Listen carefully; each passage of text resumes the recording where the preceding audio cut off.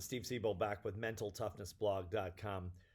3 lessons I learned that might have some value to you during my 5-week battle with coronavirus, COVID-19.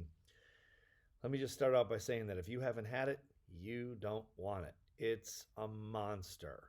These people that are saying, people I read online all the time on, Facebook and social media, and people say, oh, it's just like the flu. Oh, yeah, really? I've had the flu. 5 weeks, 21-pound weight loss, all these things. Of course, I was very lucky. We've lost so many people, 200,000 people at the time of this post, in America alone, not to mention the rest of the world. But 3 lessons I learned, something positive came out of it, besides just coming out of it, of course. One was, I had so much time to think laying in bed. I've not laid in bed for 5 weeks my entire life. I've never really been sick. I've been very fortunate that way. But one of the things I thought a lot about was just being very grateful for everything I have in my life, family, friends, just, everything. And just feeling really grateful for that more than I probably had before. I think I've been grateful, but not to this level. It really made me think about that. I'm always, as an entrepreneur, probably like you, if you're an entrepreneur, you're someone, if you're reading this blog or watching this blog, you're probably fit into this category. We're always going for the next thing. We're future oriented. We're always going for our goals, and we're obsessed with our passions and all those things. And it's always what's next, what's next, what's next. And I didn't have any what's next. I was laying in bed for 5 weeks, and there were times I was thinking, my doctor wanted me to go to the hospital, and I refused to go to the hospital. I didn't want to go until, I thought, unless I get the respiratory thing, which that was the only thing I didn't get, was a respiratory thing, which was, I think this is the worst thing. And so I stayed in bed and I stayed at home.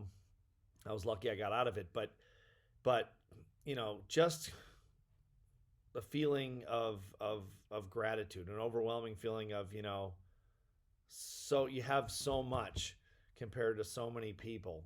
And so that was the first thing. Second thing was that I probably in my life, I've always gone for what I call unrestricted existence. If you've ever seen me speak at a program, you've probably heard me or read it in my books.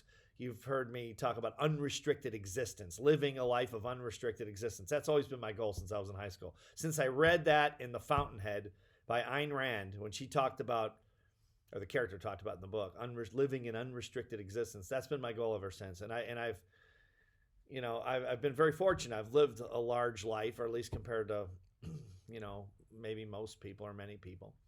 And I always thought I needed that to be happy. And I think that during this time, during COVID-19, I realized I probably didn't need to do that to be happy. And I never really realized it before. It might sound stupid to you, but